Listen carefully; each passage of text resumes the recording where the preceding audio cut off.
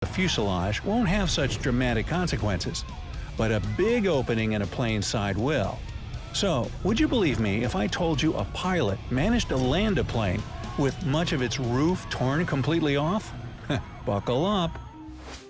At 1:25 p.m. on April 28, 1988, a 19-year-old Boeing 737 that belonged to Aloha Airlines left Hilo International Airport and headed for Honolulu. The plane was named after Queen Liliuokalani, who was the last sovereign monarch of the Kingdom of Hawaii.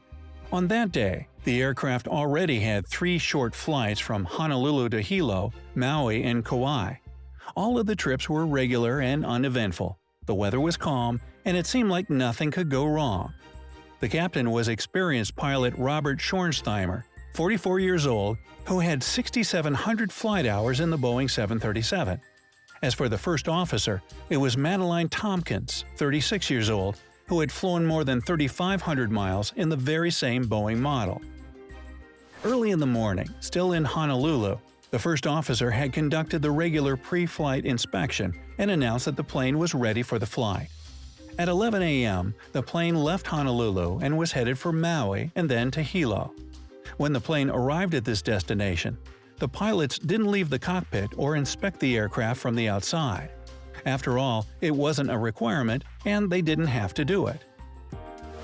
Following schedule, the plane started the last leg of the routine round trip at 1:25 p.m. There were 95 people on board the aircraft, 89 passengers, 2 pilots, 3 flight attendants, and an FAA traffic controller who stayed in the observer seat in the cockpit. After a normal takeoff and ascent, the plane got to the usual cruising altitude of 24,000 feet. And then, at about 1:48 p.m., 26 miles away from Kahului, Maui, the unexpected happened.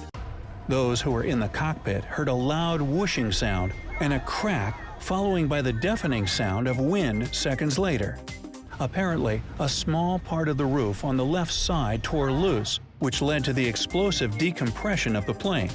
But the worst thing was that the decompression caused a huge section of the airplane's roof to tear off completely. The length of the missing part was 18.5 feet long, and that was the aircraft skin that covered the plane from the cockpit back to the forewing area. At first, the pilots didn't realize what had happened. The first officer, who was in control of the aircraft at that moment, felt her head jerk backwards, and she noticed debris and gray pieces of insulation flying chaotically around the cockpit. When the captain turned his head, he saw that the cockpit door had disappeared, and instead of the first-class ceiling, he was staring at the clear blue sky. The plane started to roll from side to side, and it was becoming increasingly harder to control. Everybody who was in the cockpit immediately put on their oxygen masks, and the captain took over the aircraft. He brought the speed brakes into action and began an urgent descent toward the nearest airport, which was on Maui Island. Luckily, all the passengers were in their seats at the moment when the accident happened, and since the seatbelt sign was still on, everyone had their seatbelts fastened. However, all 3 flight attendants were standing along the aircraft aisle. The one who was closest to the front of the plane was swept out through the hole in the roof. The other 2 were thrown to the floor by a forceful jerk. But while one of them hit her head really hard and lost consciousness, the other started to crawl along the aisle in an attempt to help passengers and calm them down. At the same time, the pilots were trying to contact air traffic control and signal an emergency. To make matters worse, they couldn't hear each other and had to use gestures to communicate. They also didn't know whether their radio worked and whether they had managed to deliver their message. The flight controls were sluggish and loose, and the captain had difficulty controlling the plane. Meanwhile, the first officer was dealing with communication and assisting the captain. It turned out that the controller hadn't been receiving the crew's messages until the aircraft descended to an altitude of 14,000 feet. Only then the signal got through, and Maui Tower started urgent preparations for an emergency landing. But the problem was, at that time, the left engine failed, and the aircraft started rocking and shaking. The captain made an attempt to restart the engine but didn't succeed.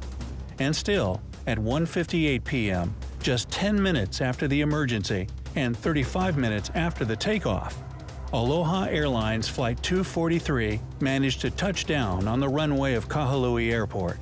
Landing a plane with such a huge loss of integrity was an unprecedented feat. To stop the plane, the crew used the reverse thrust of the second, still working engine. As soon as the plane stopped, the evacuation began. Everyone on the plane, except for the flight attendant who had been pulled out of the plane, was alive, although 65 people were injured. Most people had been hurt by flying debris and torn pieces of fuselage. Unfortunately, since nobody on the ground had known how serious the situation was, no ambulances were waiting for the injured. The first one arrived 7 minutes after the plane landed, and there were only 2 ambulances on the island, which obviously couldn't fit all the people. That's why the passengers had to be transported to the hospital in several 15-passenger tour vans that belonged to the company Akamai Tours. Luckily, 2 Akamai drivers used to be paramedics, and they started to help the injured right on the runway. Meanwhile, airport mechanics, as well as office staff, drove the vans to the hospital, which was 3 miles away. Luckily, there were only 8 serious injuries, and all of these people later recovered. As for the plane, it was damaged beyond repair and later dismantled right at the airport. The missing part of the roof disappeared without a trace. But what could cause such a terrible accident? The problem wasn't the age of the aircraft. After all, 19 years isn't that old. Neither had it accumulated too many flight hours before the accident happened. But the 35,500 flight hours the plane had traveled included 89,680 takeoffs and landings, which are also called flight cycles.